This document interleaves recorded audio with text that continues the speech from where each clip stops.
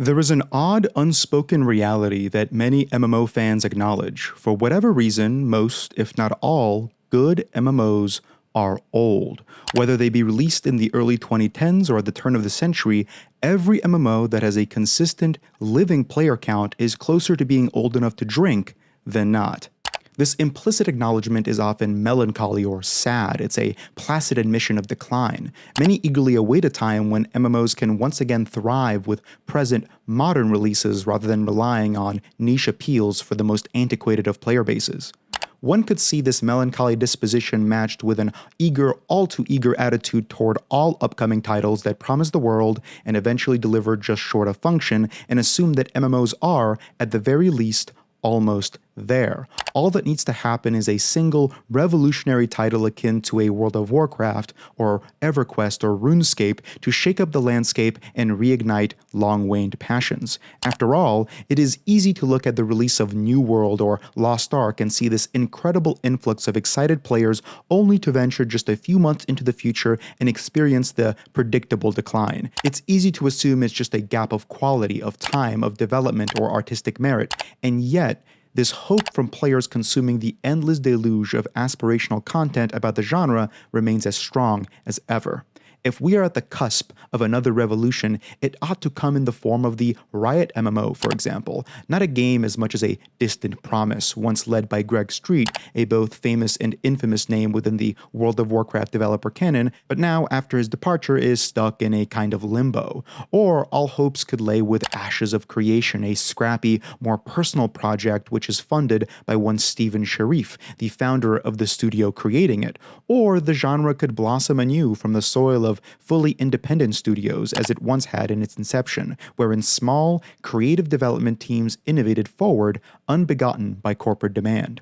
Whatever this hope is, this desire is, it is at once fleeting and even misguided, as it engages more so with the expectations for a quality game rather than the strange meta-level being of genre and medium. It is a perfect, reasonable ask, but it doesn't solve the problem that exists outside of the bounds of quality itself. After all, quality is not the issue. If it were, then most would still gleefully settle for what currently still is and will be the popular choice. The problem is age. It's not so much critique of games as it is critique of an outmoded genre, one which no longer demands awe.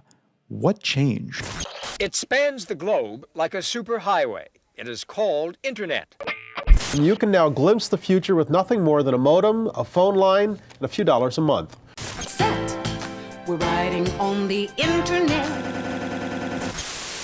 The most immediate conclusion is in the nature of the genre's success which came about in the late 90s and early 2000s during the tech-crazed Y2K, a tech boom for communication. From eerie dial-up tones to the unmistakable clicks of mice and keys, the process of creating connection became far more convenient. What once was a bike ride across a neighborhood or a traffic-marred drive to the mall or a rushed phone call from your landline became a near-seamless automated surge of voices, the choir of the internet. Millions explored and in turn found themselves, created enclaves of subject and matter, providing conversation, connection where once there was none. Each person, young and old, donned the mask of pioneer and charted new territory in the virtual world. The solitary or small group existence of anything could now transform into stories of a collective. Everyone's world, their perspective, began to grow. One such experience grew at almost the same rate: gaming. After all, gaming is a not-so-distant cousin of this new form of communication, this internet. It can feed off it, expand thanks to it, and eventually become part of it. With the splintering of the proverbial walls of inconvenient connection came a stronger desire for the opposite: convenient connection, which when paired so beautifully with the joys of entertainment became a microcosm of our own internet-wide experience. Games that we love now become experiences that we share through forums and conversations in the comforts of our home. The quick conversations at a lunch table or water cooler could now be drawn-out narratives strung together by voices who had never met one another. The next step is only so expected. What if this post-hoc sharing and discussion could become of a moment instead, done collaboratively with communication alongside others, but still from the comfort of their homes? Arcades shuttered almost overnight, doors locked, school days were skipped, and an inextricable bond between man and pixel was formed.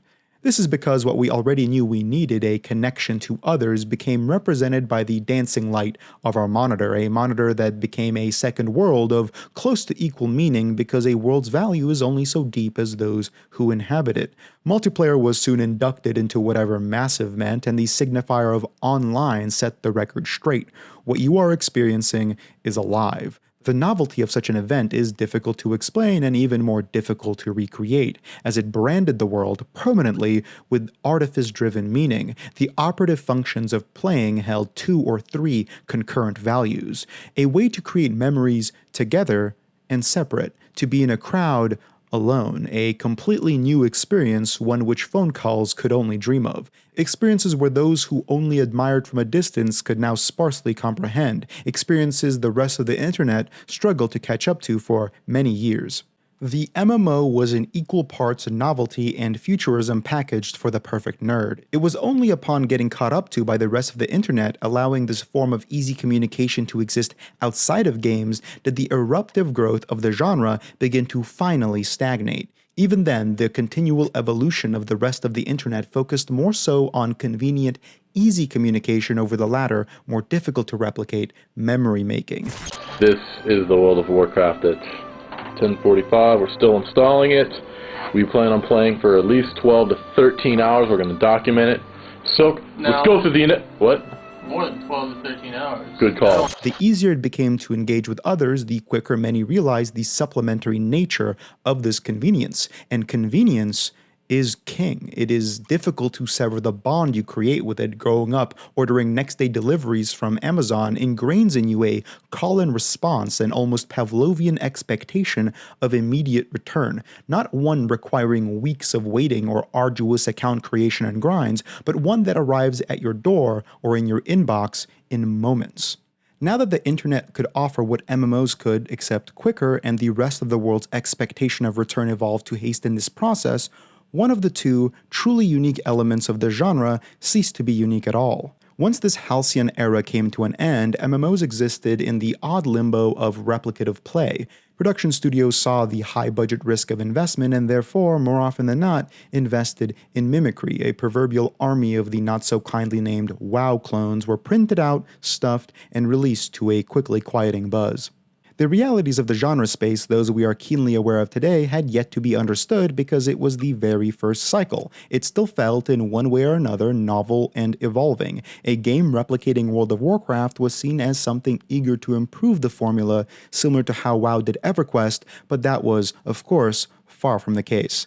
This momentary boom and immediate decline in populace, like we have seen today, occurred then, too. Millions flocked to a new novelty and in the process excitedly stripped the worn cloth of old from their bodies, rebaptized themselves in the waters of Lord of the Rings Online, Runes of Magic, Allods, and Rift, the lattermost even advertising itself as the Walmart knockoff of World of Warcraft. "You're not in Azeroth anymore," it proclaimed in its trailers, and surely, once the players realized this, they quickly quit. Was it that the genre was simply too expensive to risk the failures of originality? Was it that MMO players were just eager to leave a game behind? Was it that they felt dissatisfied, or just too influenced by any other genre of game wherein the bulk of your first playthrough was a long weekend? It could be any or all of these things, but whatever problems we see today are problems that, to me, exist outside of time. They are intrinsic to the genre, or even a genre.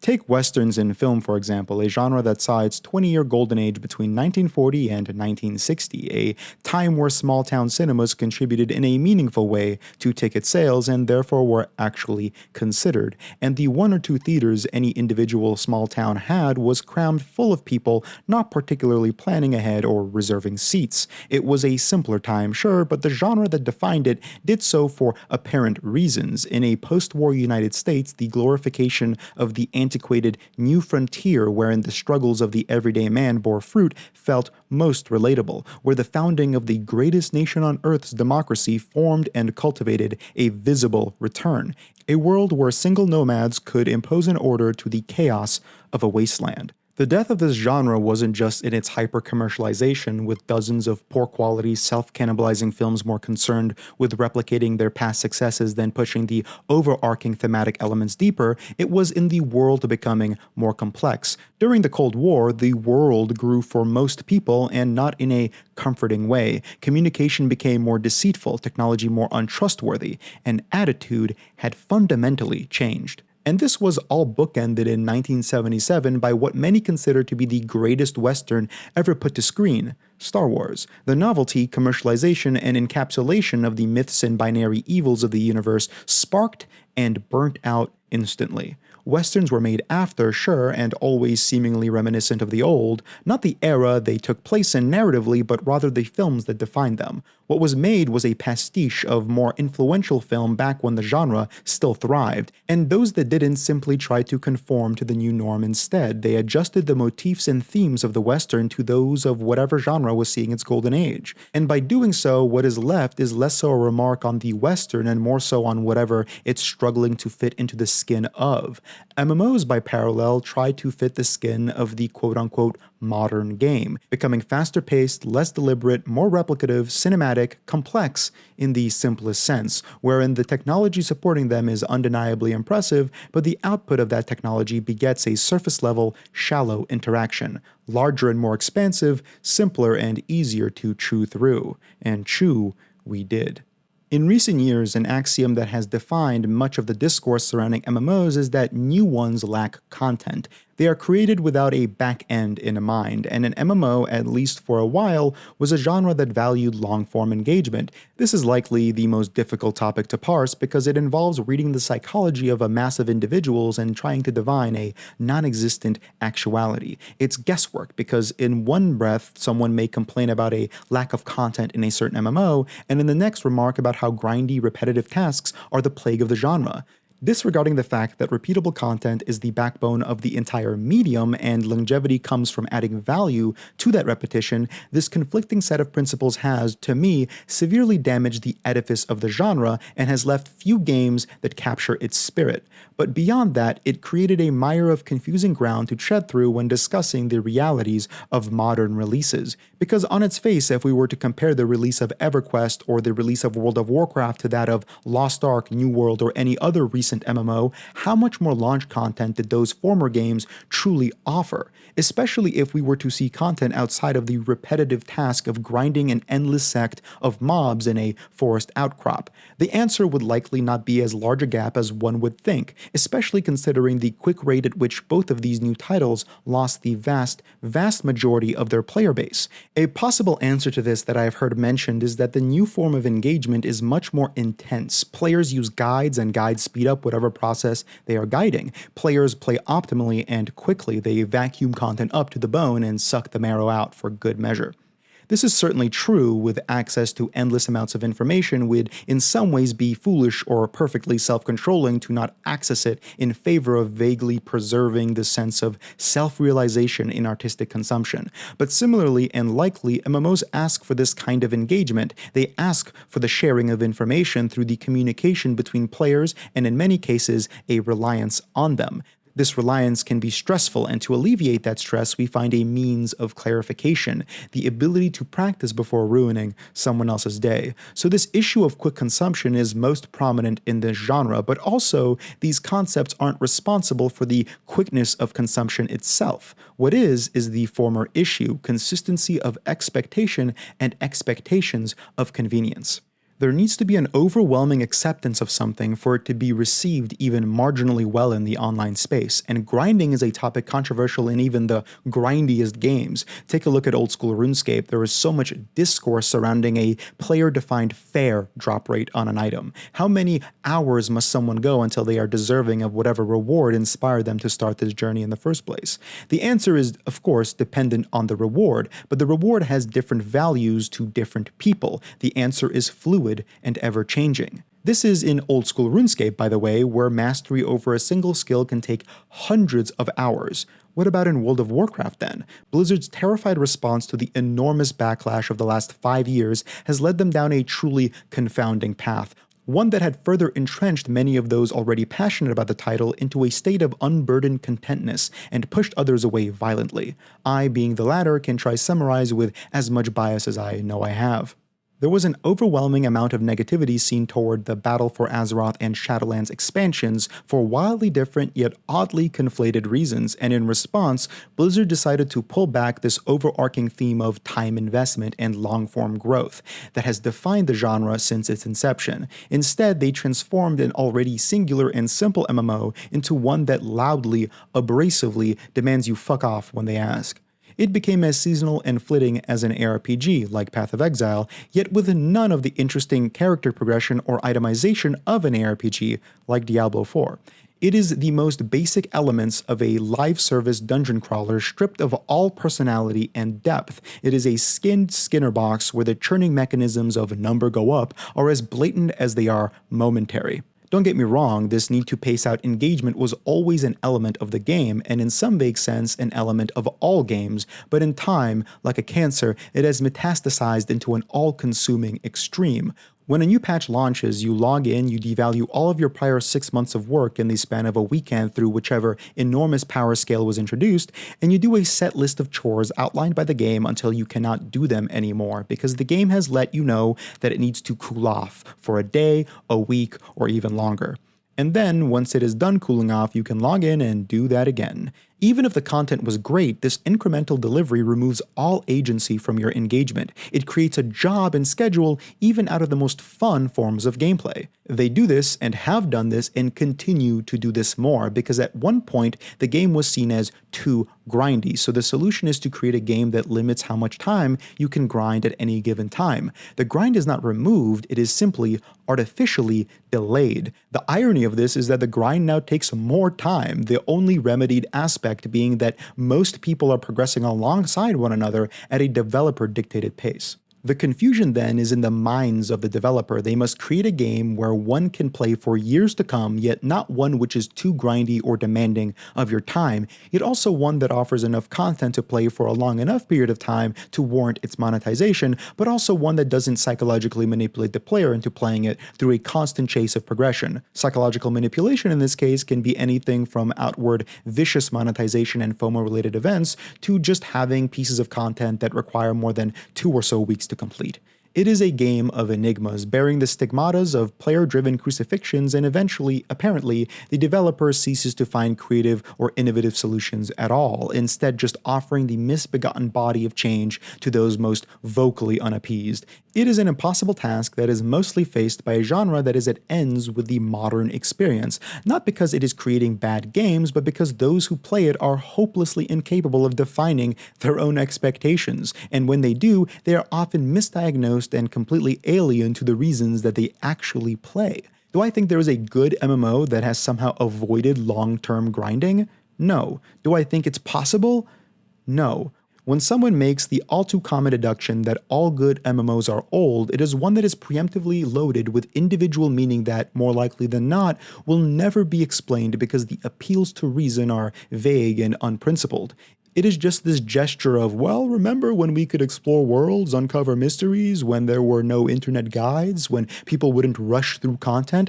I do remember that. But you aren't talking about a game, you are talking about childhood. What you miss is not a kind of game, it is being a naive, free child unblemished by knowledge. The knowledge of this endless source of information you can use to speed up the process of everything, or the knowledge of time itself. The opportunity to invest an inordinate amount of it to your hobby without consideration of paying rent or working a job. It is sentimentality at its most destructive because it transforms discourse from an agreed set of tangible points to illusions of recollected value. It is like arguing for a wartime ceasefire by appealing to the beauty of a sunset. Our expectation of convenience has enslaved the output of the genre, forcing it to fit into a mold far too small for its entirety. We want elements to come quick, to appear at our doorstep step the very next day, so we use sources to help and make that a reality. When the method conflicts with that expectation, we complain, because that's how reality has transformed our mental processes. And when that creator responds by making that element quick, we experience the doldrums of finality, if only for a fleeting moment, as the end comes and goes and we are left with nothing else to inhabit. It is a self-fulfilling prophecy, right? Wanting a quick return, an end, and receiving it only to complain that it came too quick? Sounds like my ex-wife. I'm not keeping that. Honestly, this is deeply sympathetic, since it likely comes about as a result of the innate hypocrisies that we indulge daily. We want to be enraptured in another world as children, unshackled by time and responsibility, yet we also need to not be. Our plumbing needs to be looked at, someone scraped the side of our car and we need to contact the insurance provider, our boss is asking for unpaid overtime. So we fruitlessly cycle through games which could, at one point, offer this, but we cannot offer them that time back. So in response, the games change to appease these momentary reactions and in turn cease to be able to offer anything at all. All good MMOs are old because they are not as scarred by current aphorisms on quality. One such aphorism comments on the game's respecting time, a concept that I find both absurd and a little understandable. It is, to me, partially responsible for the dire state of World of Warcraft, but also one that is a perfect encapsulation of all those sympathetic hypocrisies outlined moments ago. I in turn offer a counterpoint. We should respect a game's time, as we should any piece of art.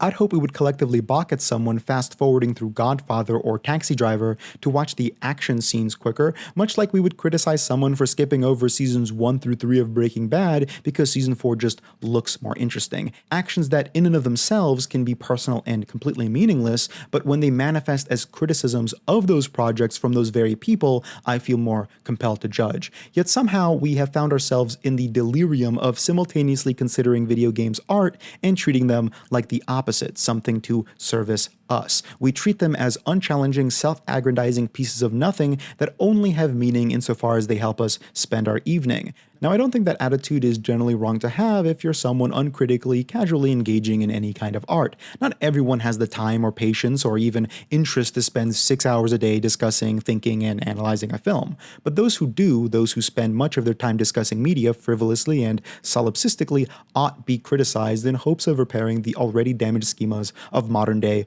multimodal discourse. The absurdity of demanding a game conform to you is as limp a criticism as demanding a movie edit out its third act because you need to go piss.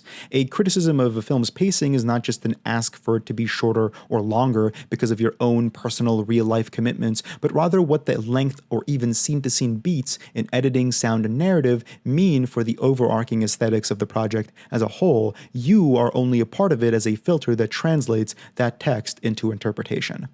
The idea of respecting time is like a catch-all slogan that can at once mean so much that it shirks the responsibility of criticism. It is at once a critique of pacing, of personal values, of personal abilities to commit time, and, most importantly, the value that you gain from a potential commitment of that time. That is an interesting point. To be as fair to the aphorism as I can, I read it more as an expression, however poorly phrased, of displeasure at what you get out of the time you are asked to commit. If a game demands you spend hundreds of hours on something, then you'd hope that that reward warrants that. And realistically, that's a subjective, hard sell, because the necessary value of that reward increases exponentially with how limited your free time already is. If you have an hour a day to give and the game demands 100 hours, then that's more than 3 months of your free time dedicated to something that you hope pays off. If you are able to give 3, 5, or even 10 hours a day, that becomes much more a tenable request.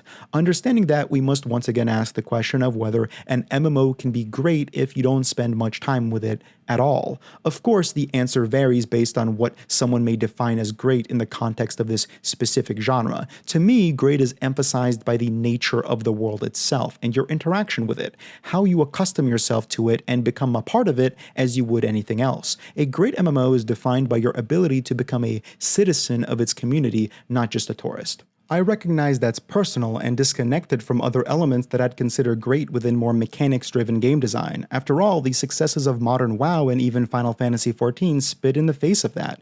The nature of these games and most theme park MMOs like them is defined by tourism. They even outright say that they don't want you to play for an extended period of time. It's a motto of the FF14 community to tout the ability to drop in and out of the game once you experience the elements you enjoy most, which to many players is the heavily single-player oriented story. Is an MMO with such a heavily fluctuating population of active users, one where your friend list can be an ever-changing Rolodex of fair-weather subscribers, truly great or even living, or is it just something that gets resuscitated for a flitting period of time at the start of every major patch? After all, the genre is defined by its ability to be massive and multiplayer. It's in the name. It's an allusion to the world you inhabit. If that world dries up, even if impermanently, so would the genre's most prominent and exceptional feature. Now, I don't want to pretend like there is no one playing between content releases, but one would be hard-pressed to suggest that content releases don't define this type of MMO. They are created with them in mind. Population spikes hit theme park MMOs much harder than any other subgenre because the play is created to be momentary for those who aren't already deeply invested. After all, if you ask an existing player of one of these games when it's appropriate for you to try it, the answer is almost always at the beginning of a new patch or expansion. Especially due to theme park MMOs depreciating old content. They're FOMO machines because missing a patch will in many cases just delete that content from relevancy. Sure, you can run through an old WoW raid, but you aren't experiencing it in a substantial sense. The experience of a WoW raid is defined by its release. They're all tuned around that current level of power and have been since the very first expansion. They could also scale you down to experience it with as much authenticity as possible, but that creates this strange, dissonant feeling of being powered down, of losing your character's capabilities in an effort to retain a piece of content that has ceased to inhabit the collective conscience. Powering down in games where power is the essence of all character progression is also a somewhat unclean solution. This is why a common criticism of these games is that their worlds don't feel like they grow. They just cannibalize themselves like a snake eating its own tail. The old is replaced by new, and the new is replaced by newer in perpetuity. That is why I haven't even mentioned the most obvious response to why are all great MMOs old, which is that they have more content. If we agree about our current state of consumptive practices, chewing through all content as quickly as possible, then naturally the games that have an extensive backlog are at an immense advantage to those that don't. You'd think that having 20 years of content in World of Warcraft would be the most obvious reason why it is the appealing choice by comparison to a newer theme park. But I don't think so. Its age only relays its ability to retain players. That safety is important when deciding what game to invest the next 1,000 hours into, but backlog of content? I don't think a fractured amalgam of anachronistic stories smashing into one another across the world for the 4 to 8 hour long leveling experience can be seen as a backlog of content. Sure, you can go back making new characters to play through old stories, or you can just go back and do the quest while one-hitting every single enemy in a region, but I think that robs whatever narrative there is of whatever spark there ever was. It's a sad process, really. Everything has been transformed to feed the tertiary loop of cosmetic collection, where the most entrenched players are time-gated behind week-long lockouts for 15-year-old content in search of a matching recolor of a specific robe for their mage. It's a byproduct of repurposing old content, but it isn't representative of that content as it once was, and what it represents today is a time-gated mill for those needing something, anything to do. RuneScape, as the titular most popular curated sandbox of the genre, is still able to retain content in a more sensational sense. One can argue that doing content from 2007 in RuneScape today is also different, but the very fact that people are still on the old-school RuneScape subreddit posting about their very first fire cape almost 20 years after that content released is a testament to the successes of the curated sandbox experience. It's a reflection of how what was an achievement then has still managed to remain one today, albeit one more so catered around newer players. So having an enormous backlog of old relevant content really only applies to a fraction of MMOs, a fraction far smaller than the other. What we are left with then is a multifaceted answer to a question more esoteric than its blunt reproach may indicate. Every good MMO is old, much like so many of the best westerns are old. Those that are released today may exhibit depictions of what at one point defined the genre, but these depictions are stuffed into the skin of something the genre never was. It's a modern reinterpretation of the genre's elements, an effort to provide the emotions at the center of it while filtering them through the lens of today's audience. Like with games, like with MMOs, our consumption of film and television has also drastically changed. Thankfully for Westerns, this can still work. No Country for Old Men, The Revenant, Django Unchained, Bone Tomahawk, Logan, these are all Westerns, yet drastically, functionally separate, like grafted limbs on the body of something else entirely. Yet they work. You still read them as Westerns because they transpose the most important values well. I am unsure whether the same can be said of MMOs. The drastic void left where once there was the awe of communication has not been replaced by anything substantive. It hasn't been reinterpreted, nor has it been recaptured. MMOs struggle to exist in the cursory age of quick content delivery because one of their most admired, defining features is their length and permanence as a fixture in someone's life. What we are left with then are games that no longer inspire, yet games that can still represent a meaningful connection to the world that defines them. In that way, on the surface, the Western and MMO are strangely similar. Where one evokes the imagery of dusty saloons, sprawling, dry landscapes, sweat-stained six-shooters, and half-burnt cigarillos, the other does so with more specific images of a world, any world, named that ties its meaning to the genre it is part of. Azeroth, Gielinor, Eorzea, Norath, Tyria, each one has imbued its citizens with landscapes entirely canonized into the medium. And as any one thing does, these landscapes have aged, some more graciously than others. Their sprawling cities now sparse ruins, reminders of what has been and what will never be again. Some may die with dignity, others live on in some vestigial form. Some build upon those ruins, sleek and contemporary, in an effort to match the expectation of the new generation. Others are content in still being themselves. What is clear to me is that more than any other genre, paradoxical to any kind of video game, the MMO has suffered due to technology. When one remarks that every good MMO is old, it is likely an admission to seeing the flaws in the contemporary mirage not so effortlessly donned by today's game. It is that person seeing, if only for a moment, the true face that once defined the genre, suffocated by an effort to please in ways that it simply can't. Sometimes we should just let age be age. Otherwise, it becomes a war against the tide.